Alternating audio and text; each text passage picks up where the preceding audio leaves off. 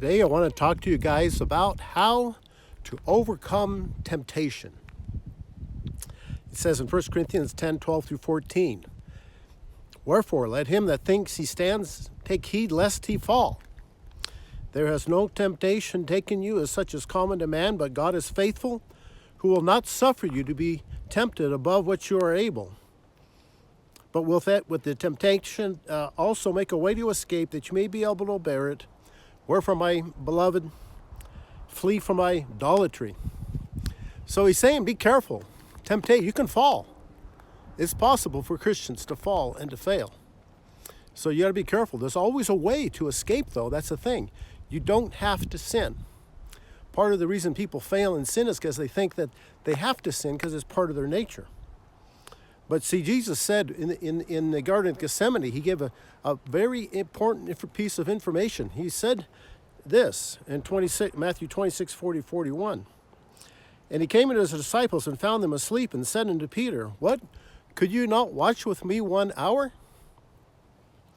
He says, "Watch and pray that you enter not into temptation.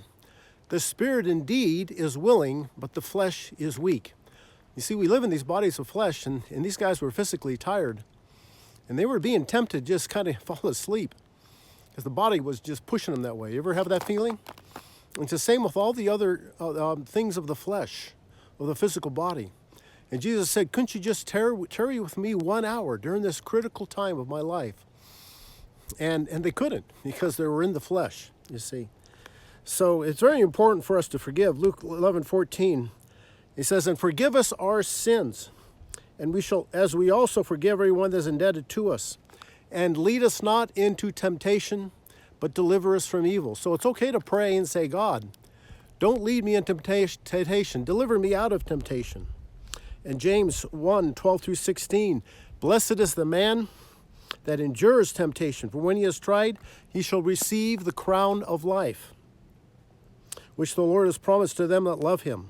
Let no man say when he is tempted of God, or is tempted, I am tempted of God. For God cannot be tempted with evil, neither tempts he any man. But every man is tempted when he is drawn away of his own lust and enticed." See, that's how you're tempted. That's where sin comes from. For when lust is conceived, it brings forth sin, and sin, when it is finished, brings forth death.